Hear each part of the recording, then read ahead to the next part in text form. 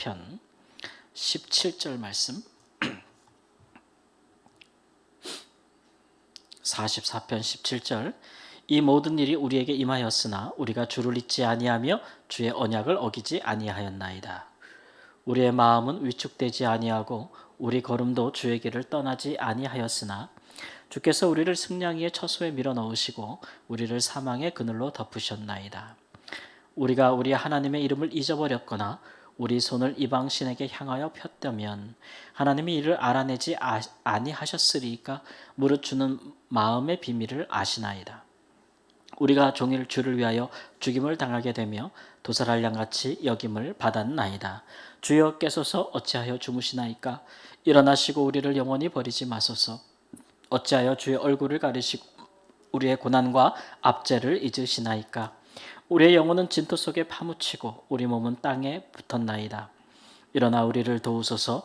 주의 인자하심으로 말미암아 우리를 구원하소서.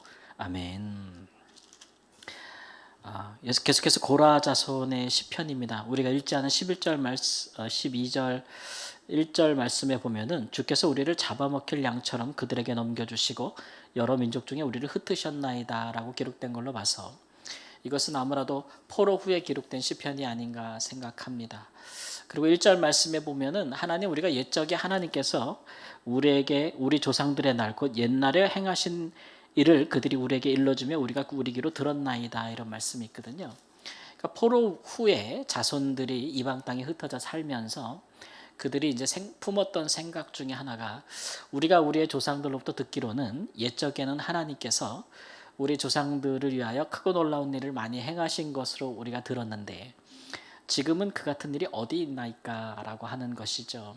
옛적이라면 이제 하나님께서 이스라엘 백성들을 출애굽시키신 사건이나 또 광야를 지난 사건, 홍해를 건넌 사건, 그리고 또 가나안 땅에 그들을 이방 민족이 살고 있는 그 땅을 쫓아내시고 그들을 이스라엘 백성들에게 그 땅을 주신 것, 이런 여러 가지 일들에 대해서 우리가 귀로는 들었는데 그 하나님이 지금은 어디 있습니까?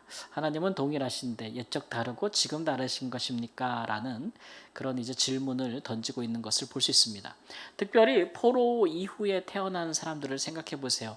이 사람들은 억울하게 그지가 없어요. 왜냐하면 지금 이 사람들이 이방 가운데 태어났는데 근데 자기들이 뭐 잘못해서 지금 이렇게 그 이방의 그 나그네 신세로 살고 있는 거 아니지 않습니까? 오늘 말씀해 보면은 뭐 이방인들에게 조롱을 당하고 모욕을 당하고 막 그런다 그래요. 그러니까 우리가 이렇게 이방에서 형편없는 그런 정말 취급받지 못하는 그런 사람들로 우리가 여기서 태어나서 자란 것은 우리 허물이지 아니잖아요. 우리 조상들의 허물이지. 그러니까 우리 조상들이 그렇게 많이 잘못했는데도 조상들에게는 그 같은 은혜를 많이 베푸셨다고 들었는데 지금 우리는 그런 거를 보지도 못했는데 듣기만 했는데 지금 우리는 이방 땅에 살면서 하나님의 언약 잊어버리지 않았다는 거예요. 그리고 하나님 외에 다른 우상을 섬기지도 않았다. 하나님 우리 마음을 아시니까 아시지 않냐고 이렇게까지 말하니까 대단한 거죠. 왜냐하면 그들의 조상들은 그 같은 하나님의 기적과 역사를 보고도 하나님을 버렸는데, 그죠? 이 사람들은, 이 후손들은 정말 이방 땅에 살면서 그런 역사를 귀로만 들었지 본 적도 없어요. 그뿐만 아니라 그런데도 하나님의 율법의 말씀을 배워서 그것을 지키려고 애쓰고 이방 땅에서 우상을 섬기지 않고, 우리가 뭐 다니엘서라든지 뭐 에스겔서도 보면 알잖아요. 율법을 지키려고 굉장히 애쓰고 우리 조상들은 언약을 파기했지만 우리는 그거 지키려고 애쓰고 있는데 하나님 왜 우리를 도와주지 아니합니까? 라고 이야기하면서 22절 말씀 보면은 마치 사도 바울께서 로마서 8장에 인용하신 것처럼 우리가 도살할 양같이 여김을 받았다. 도살장에 끌려가는 어린 양처럼 그렇게 취급받고 계속 우리가 살고 있는데 언제까지, 어찌하여, 왜 우리에게서 자신을 숨기십니까? 그렇게 과거에 하셨던 하나님이 진짜라면 지금도 그렇게 하셔야 되는 거 아닙니까? 라는 그런 물음, 의구심들이 있고, 또 하나님 지금 나타나서 우리를 좀 도와달라고 하는 간절한 그런 외침들이 기록되어 있는 시편이라고 할 수가 있겠습니다. 하나님은 동일하신데 왜 옛적과 지금이 다를 수 있겠는가라는 생각을 한번 해볼 필요가 있죠. 옛적에는 이스라엘 백성들이 애굽에 있을 때도 마찬가지지만 하나님을 알지를 못했습니다. 그죠? 그리고 그런 기적과 능력이 없으면 그들이 하나님을 믿을 길이 없고 또 하나님의 백성이 될 길이 없는 것이죠. 그래서 하나님께서 그 같은 일들을 동원하셔서 그들을 애굽에서 건지시고 광야를 지나 그들이 수고하지도 않은 가나안 땅이라는 것을 선물로 주신 것이죠. 그래서 이제 하나님과 하나님의 백성이라는 관계를 형성하신 겁니다. 그 이후로 쭉 오랜 시간이 지나지 않았습니까? 사사기를 거쳐서 또 왕정 시대를 거쳐서 이스라엘 백성들이 하나님을 경외하고 그 율법을 잘 지킬 때도 있었지만 대부분의 시간들은 그러지 못하였다라고 하고 있는 것이죠. 그러면 시간이 지날수록 이스라엘 백성들은 그의 선조들보다 하나님에 대하여 무지한 것이냐, 하나님에 대하여 모르는 것이냐, 또 하나님의 나라는 점점 쇠퇴해가는 것인가, 우리가 그렇게만은 볼 수가 없어요.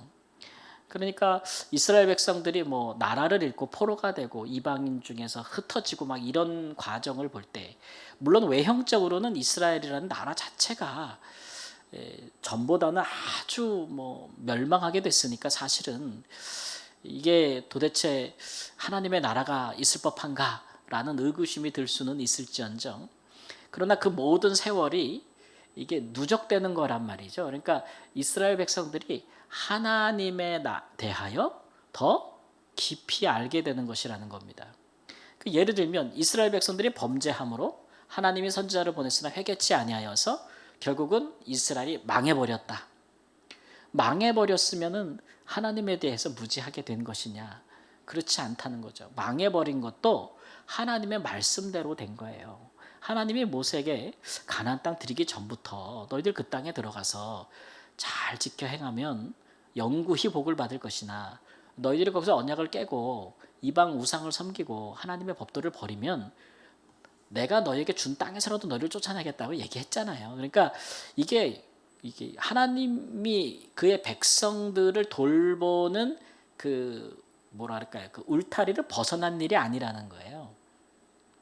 그래서 이스라엘 백성들은 뭐를 알게 되냐면 자기들이 믿고 섬기고 자기들을 구원한 하나님이 굉장히 공의롭다는 걸 알게 되는 거죠. 공의로우신 분이에요. 무서울치만큼 공의로우신 거예요. 그렇죠? 그 다음에 포로 상태에서 다시 돌리실 때는 우리 하나님이 정말 긍휼이 많구나, 이제 그런 것도 알게 되는 것이고, 그러니까 이런 모든 역사가 사람들이 보기에는 외형적으로 굴곡이 있는 것이나 하나님의 나라라는 것이 결국은 하나님의 백성들이 하나님을 알아가는 과정이고 그의 통치를 받는 과정이라고 우리가 정의한다면 사실은 하나님의 나라가 쇠퇴한 적이 없는 거죠. 단적인 예가 그런 겁니다. 그들의 선조들은 그렇게 10가지 재앙을 애굽에서 경험하고 홍해를 건너는 이적을 체험하고 광야 40년에서 하나님이 그들을 먹이고 입히고 다 했단 말이에요. 그리고 가나안 땅이라는 약적과 꿀이 흐르는 땅을 그들에게 줬어요. 그런 많은 혜택을 받았는데도 하나님을 버렸단 말이에요. 근데 지금 이 이스라엘 백성들은, 이 후손들은 뭐예요? 그런 거를 경험도 못했어요. 듣기만 했어요. 그런데 그들의 조상들보다, 더구나 자기들 땅이 아니고 이방 땅에 흩어졌는데 거기서 하나님의 율법의 말씀을 더 잘 지키고 있단 말이에요. 예. 그러면 그들의 선조보다 지금 이들이 더 하나님의 백성답게 변화된 겁니까? 아닌 겁니까? 더 불리한 조건에서 더 신실하게 지키고 있다니까요. 그러니까 우리가 생각하기를, 이게 우리가 뭐 하나님께 뭐를 많이 받는다고만 우리가 하나님의 백성으로서 하나님을 기피하는 게 아니구나 라는 것들을 알 수가 있는 거죠. 하나님의 백성은 자고로 하나님의 구원받은 백성답게 살아야 되는 것이죠. 그게 기준일 거 아닙니까? 그렇죠? 그런 일에 있어서 지금 이스라엘 백성들은 그 조상들로 인하여 고난을 당하고 있고 그 조상들에게서 들었던 하나님의 놀라운 역사를 지금은 그렇게 경험하지 못하고 있으나, 그러나 그들이 당하는 고난과 하나님의 부재감, 이런 것들은 그들이 훨씬 더 영적으로 성숙해 있기 때문에 경험할 수 있는 것들이에요. 왜 그러냐는 거죠. 왜 그러냐는. 왜냐하면 그들의 조상들은 하나님에 대해서 모르고 할 수 있는 게 없어서 하나님이 많이 도와준 거예요. 하나님이 이스라엘을 위하여 산 거예요. 기적을 베풀고 능력을 베풀고 막 그런 거예요. 근데 이 백성들은 지금 기적이 없어도 이적이 없어도 하나님의 말씀대로 살아간단 말이에요. 지금 이 백성들은 이방 가운데 있지만 거기서도 누구를 위하여 사는 거냐면 하나님 아버지를 위하여 살고 있는 거예요. 전에 옛적의 조상들은 하나님이 이스라엘을 위하여 살았어요. 하셨어요. 근데 지금은 이스라엘 백성들이 남은 자들이 하나님을 위하여 사는 거예요. 그래서 고난을 받고 있는 거예요. 여러분 이게 우리도 뭐 자녀들 낳지만 자녀가 어리고 철없을 때 우리가 많이 해줘야 되잖아요. 그죠? 시간이 지나서 우리가 나이가 들었어. 그러면 자녀들이 우리 좀 돌봐줘야 돼? 안 해줘야 돼요? 예, 좀 알아줘야지. 지네가 더 크고 우리보다 등치도 좋고 힘도 세졌다고 우리한테 막말하고 그러면 돼야 안 돼요? 옛적에 부모님이 우리에게 그렇게 많이 해주신 거 생각해서 부모님이 노쇠해가고 힘이 빠져가면 옆에서 버뚜대주고, 예. 제가 저희 어머니 보니까 연세가 많을수록 아이가 돼가니까 오히려 자식이 그 부모님을 아이 대하듯이 대하게 되는 그런 상황이 오지 않습니까? 예. 근데 그거 다 부모님이 어릴 때 자식들이 어릴 때 부모님께 하던 거 아니에요. 그래서 우리가 그 자식이 근데 한 60, 70 먹어가지고 8, 90 된 부모님한테 왜 옛날처럼 안 해주냐고. 왜 내 기저귀 안 갈아주고 왜 밥 안 차려주고 뭐 밥 안 먹여주고 왜 나한테 돈 안 주냐고. 그런 자식이 있으면 어떻게 될까요? 그러니까 어떤 게 더 성숙한 모습이냐는 거예요. 제 얘기는. 어떤 것이. 그런 것이 없어도 하나님을 경외할 줄 알고 하나님의 말씀을 지킬 줄 알고 때로는 주를 위해서 제가 계속 여기서 설교하는 건데 주를 위해서 내가 지금 고난도 받겠다. 그런 내가 부모님 위해서 좀 내가 희생하겠다. 그런 마음 갖는 자식이 성숙한 거 아닙니까? 그렇죠? 언제까지 우리가 하나님 이거 해줘요, 저거 해줘, 요거 해줘, 저거 평생 그럴 거예요. 예? 정말 우리가 그럴 만큼 우리에게 그렇게 많이 부족하냐? 그렇게 많이 부족하냐가 우리 인생을 돌아보면 하나님 앞에 그렇게 억울할 만큼 우리가 부족하냐? 사실 하나님 앞에 묻고 따져보면 그렇지도 않아요. 뭐 하나님 날 위해서 왜 뭐 안 해줍니까? 그러면 하나님 뭐라 그러겠어? 넌 날 위해 뭐 했냐 그러지. 넌 날 위해 뭐 했냐 그러지. 너는 평생에 너만 위해서 내가 뭐 하라 그러냐.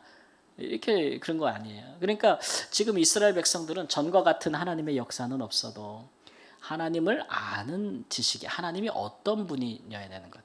그들이 지금 이 불리한 상황에서도 하나님의 말씀을 지키지 않으면 안 된다는 것. 그들의 믿음이 더 견고한 것이죠. 그런 상태에 이르렀다는 거죠. 그러니까 단순히 그런 것들을 비교해서 하나님이 어디 계시냐, 하나님이 존재하는가 이런 물음을 할 수는 있는데 우리가 지난번에 살펴본 것처럼 정말 하나님 나의 하나님 어디 있습니까? 어째 나를 버리셨나이까? 사실 이런 시편을 노래할 수 있는 사람들은 주를 위하여 엄청나게 희생하고 헌신하면서 고난받는 사람들이 할 수 있는 거예요. 예수님처럼 십자가상에 하신 것처럼. 그것도 원망은 아니고 그만큼 주를 위하여 내가 받는 고난이 힘들고 어렵고 고통스럽다는 것을 이야기하는 것인데 어떻게 본다면 우리가 좀 마땅히 우리의 신앙의 성숙함을 우리가 목표로 삼는다면 우리가 사실은 신앙생활이 오래될수록 사실은 주를 위해서 내가 이것도 하고 저것도 하고 고난도 먹고 뭐 내가 여기저기 가서 이익을 취하기 위해서 막 그런 마음 먹는 것이 아니고 히브리서의 말씀처럼 내가 그냥 주의 뜻이면 이것도 하리라 저것도 하리라 이런 마음으로 살아가는 것이 사실 성숙한 자의 모습이지 않나 이런 생각이 드는 거죠. 가끔 선교지에 있다 보면은 나이 많으신 분들이 선교지에 이렇게 오셔요. 은퇴 후에 오시기도 하고 60 넘어서 와서 뭐 10년, 5년 이렇게 있다 가시거든요. 근데 이제 저는 젊을 때 갔으니까 그러니까 좀 더 적응하기도 쉽고 그렇잖아요. 근데 60 넘어서 제가 이렇게 보면 한국에서도 60 넘으면 아야 하는데 그 기후도 안 맞고 환경도 안 맞고 먹는 것도 안 맞고 물도 안 맞는데 와가지고 그렇게 고생한 거 보면 안쓰러워요. 그러면은 뭐 돌아가셔요. 이렇게 한국으로 그렇게 이제 말씀드릴 때가 있는데 그분들이 하시는 말씀이 아유 내가 평생 나 위해 살았는데 그래도 이게 지금이나마 조금이라도 주님 위해 살다가 정말 몸이 허락할 때 이렇게 하다가 몸이 허락할 때까지 이렇게 하다가 그렇게 하고 싶다 이런 말씀을 피력할 때가 있어요. 그럴 때가 있거든요. 근데 그런 마음들이 참 순수하잖아요. 그런 게 참 순수한 신앙이 아니겠습니까? 순수한 신앙이 아니겠습니까? 그러니까 지금 포로된 이스라엘 백성들의 남은 자들은 주를 위하여 그들의 죄로 포로된 건 아니잖아요. 포로됐을 당시는 그 사람들의 죄 때문에 그런 건데 그 뒤에 거기서 태어난 사람들은 무슨 죄가 있어요. 그게 뭐 아비의 죄 때문에 아들이 그렇게 하는 거 하나님 뜻은 아니잖아요. 그러나 그들은 그동안 하나님에 대해서 쌓아온 지식들이 있기 때문에 뭐 기적, 역사 이런 거는 없어도 기꺼이 주를 위해 살아갈 수 있는 주를 위해 고난을 받는 자들로 택함을 받는다는 거죠. 우리가 이제 신앙의 3대, 4대 흘러가는 거 참 우리가 좋아하잖아요. 그럼 신앙의 3대, 4대 흘러간다는 거는 뭐 한다는 겁니까? 아버지보다 아들이 신앙이 좋고 아들보다 손자가 좋다는 거잖아요. 그러면 신앙이 좋다는 건 뭡니까? 신앙이 좋다는 거는 주님을 위해 사는 게 신앙이 좋다는 겁니다. 그러는 뭐 우리 첫 때의 예수를 믿는 사람보다 아들과 그 손자 중에서 누가 하나님을 더 리얼하게 살면서 경험할 것 같아요? 주로 보면 첫 때예요, 그죠? 아무도 예수님 안 믿을 때 혼자 믿어가지고 그때는 막 하나님이 역사도 하고 막 삶 가운데 막 그런 역사들을 통해 체험 신앙을 통해서 예수를 믿잖아요. 근데 그 아들은 모태신앙이다 보고 손자는 또 그 안에 자라다 보면 애들이 밋밋해 보여. 쟤는 뭐 체험도 없고 나 같은 뭐 그런 것도 없는 것 같지만 그러나 그런 사람들이 훨씬 더 하나님 앞에 헌신 많이 할 수 있습니다. 훨씬 더 받기만 한데 익숙하지 않거든요. 그런 사람들이 하나님 앞에 변화가 되어지면 은혜를 받으면 하나님 앞에 훨씬 더 헌신을 많이 해요. 그래서 이게 이렇게 받고 얻고 익숙하지 않고 함으로써 하나님이 어떤 분인지를 경험하게 되는 세대거든요. 그래서 우리는 자녀들을 그렇게 인도해 줘야 돼요. 그들이 무엇인가 참여해서 하나님을 알도록 경험하도록 그렇게 해줄 필요가 있는 것이죠. 그래서 우리 눈에 보면 극적인 것은 뭐 없어 보여도 오히려 그런 것들이 참 하나님 보시기에 귀하다.